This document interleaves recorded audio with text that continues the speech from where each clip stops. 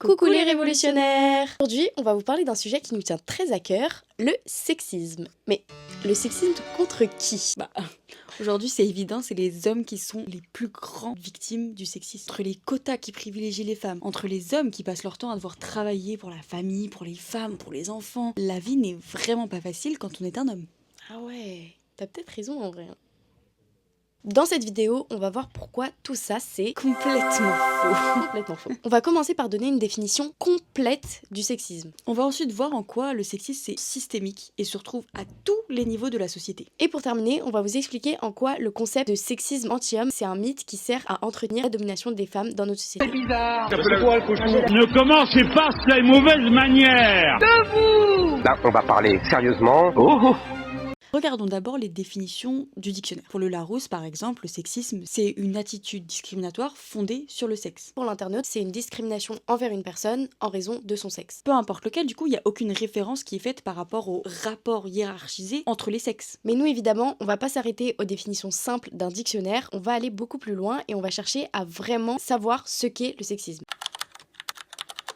Pour ce faire, on va utiliser la définition qu'on a trouvée super complète de vie féminine, qui dit que Le terme sexisme désigne l'ensemble des comportements individuels ou collectifs qui perpétuent et légitiment la domination des hommes sur les femmes en s'appuyant sur des stéréotypes pour perpétuer des rôles et des attitudes genrées. par exemple, les femmes sont émotives, elles ne savent pas conduire, elles se chargent du ménage, et à l'inverse, les hommes sont forts, ils ramènent l'argent à la maison, mais par contre, ils savent pas coudre.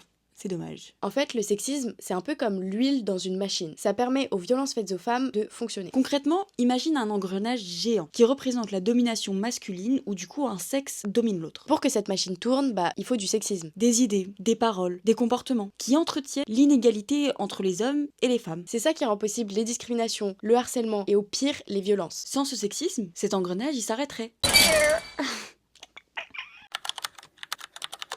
Ce qu'il faut vraiment retenir ici, c'est le caractère systémique du sexisme. Il émerge de plusieurs structures sociales qui sont liées entre elles et elles se renforcent mutuellement. Il trouve ses racines dans des causes politiques, économiques, historiques et sociales. Clairement, le sexisme, du coup, on le retrouve partout. Et le problème, c'est qu'on s'y habitue. Il est invisibilisé, il est peu conscientisé, et surtout, il est entretenu par les structures sociales et institutionnelles. Au niveau individuel, les hommes typiquement ne subissent pas de sexisme puisque les stéréotypes masculins sont valorisés et le peu de stéréotypes négatifs n'auront pas vraiment de conséquences sur leur vie professionnelle. On ne refusera jamais un métier à un homme parce qu'il est qualifié comme étant immature. Au niveau relationnel, c'est-à-dire entre deux personnes, l'exemple le plus frappant, c'est les violences conjugales. Les hommes sont dans la grande majorité les auteurs de ces violences et les femmes sont les victimes. Au niveau institutionnel aussi, on retrouve le sexisme. On entend souvent dire par exemple que la loi est la même pour un homme comme pour une femme et que par conséquent, il n'y a pas de discrimination contre les femmes. On entend par contre moins souvent parler du fait que 4% seulement des plaintes pour viol aboutissent à une condamnation. Pas un mot sur le fait que dans 70% des cas, les dossiers de violences conjugales sont classés sans suite par le parquet. Le discours du sexisme anti-homme s'est beaucoup répandu dans notre société et surtout dans les médias et sur les réseaux sociaux. Même si les discours féministes y ont aussi leur place, surtout depuis par exemple le mouvement MeToo, il faut bien constater que les médias permettent en parallèle la diffusion de discours de victimisation des hommes. Employer la notion de sexisme anti-homme implique toute une idéologie, notamment l'idée d'oppression des hommes parce qu'ils sont hommes. Elle défend une conception symétrique des discriminations et des violences exercées envers les hommes et envers les femmes, et efface donc complètement le caractère systémique des violences faites aux femmes. Donc t'es en train de dire que ça met les discriminations des femmes et les discriminations des hommes au même niveau, c'est ça ? Exactement, parce qu'en vrai, les hommes peuvent vivre des discriminations, on le nie pas, mais on dit que celles-ci ne sont pas soutenues par tout un arsenal institutionnel et social. Mais pourtant, un homme peut aussi prétendre subir du sexisme puisqu'il a des comportements qui lui sont attribués parce que c'est un homme. Par exemple, il est obligé de faire les tâches les plus difficiles parce qu'il est considéré comme plus fort. Pour un déménagement, on attend qu'un homme doit porter les charges les plus lourdes et ça lui cause des problèmes de dos, ça lui fait mal, etc. Oui bien sûr, mais cette responsabilité valorise l'homme, parce que justement il est vu comme fort, il est courageux, et ce sont des attributs qui sont louangés par notre société, et qui à terme, procurent du pouvoir. À ce stade de la vidéo, on est tous plus ou moins d'accord pour dire que le sexisme anti-homme n'existe pas. Oui, mais les hommes se suicident plus que les femmes. Oui, mais les pères n'ont pas la garde des enfants. Mais tu sais quoi ? Attends un peu, on va débunk tout ça. Non, c'est factuel, le taux de suicide des hommes est plus élevé que celui des femmes. Vous l'avez sûrement déjà vu passer quelque part, ce taux il s'explique par le fait que les hommes subissent trop de pression par les féministes ou bien l'absence de modèle masculin. On va vous spoiler tout de suite, de nombreuses études démontrent que justement l'adhésion au rôle masculin traditionnel est associée à un risque accrue de faire une tentative de suicide chez les hommes. Ça paraît évident. La représentation conventionnelle d'un homme actif, fort, autonome, toujours gagnant, rend forcément les hommes plus vulnérables à un échec personnel, professionnel ou familial. Vivre ces échecs peut conduire les hommes à complètement se remettre en question et donc envisager le suicide. Les normes masculines n'encouragent pas les hommes à demander de l'aide, notamment thérapeutique. Ce phénomène est d'autant plus présent vu que les hommes ne sont pas éduqués à la frustration. Ils obtiennent souvent ce qu'ils désirent vu que dès le plus jeune âge, on les pousse à être ambitieux et à prendre le pouvoir qui est de toute façon censé leur revenir. Bon, et au passage, notons que les femmes aussi tentent de se suicider, et plus que les hommes d'ailleurs. Seulement, les hommes utilisent des moyens plus létaux.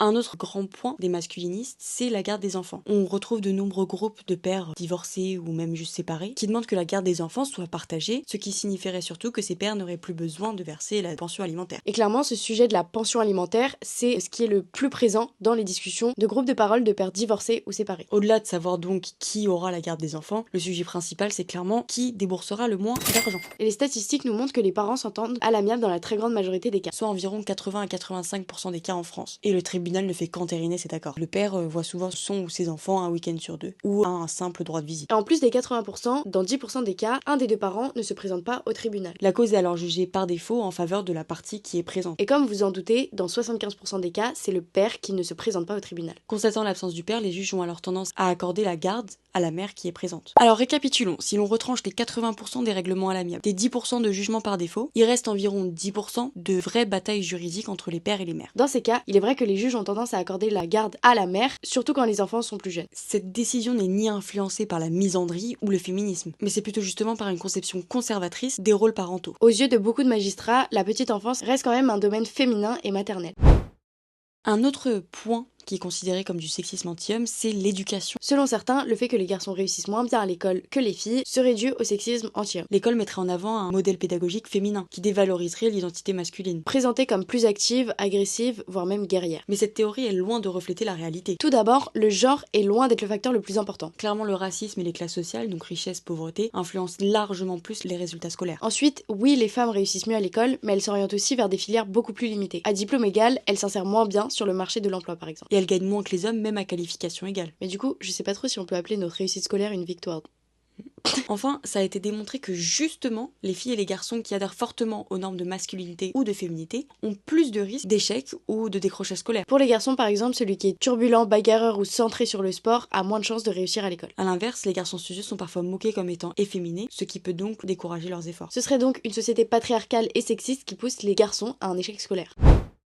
Un autre truc qu'on entend beaucoup, c'est oui, mais si demain il y a une guerre, c'est les hommes qui vont devoir aller se battre et c'est sexiste. Mais clairement, la violence, la démonstration de la force et la prise de pouvoir sont des grandes composantes des normes liées à la masculinité. Mais cela ne correspond cependant absolument pas à du sexisme envers les hommes. Dire que devoir aller se battre c'est du sexisme signifierait que les hommes sont obligés de se battre en raison de la domination des femmes sur les hommes et que ces actes engendreraient des bénéfices pour ces dernières. Néanmoins, clairement, la force elle est valorisée dans nos sociétés et donc elle est surtout synonyme de pouvoir, même lorsqu'elle est dirigée envers d'autres hommes. A l'inverse, les femmes, elles sont fragiles, elles ont besoin d'être protégées, et cela suggère donc que les femmes sont inférieures aux hommes et moins capables qu'eux. Cela favorise enfin le contrôle des hommes sur leurs conjointes et potentiellement à terme des violences conjugales dans le cadre des relations hétérosexuelles. Et justement, du coup, parlons des violences conjugales.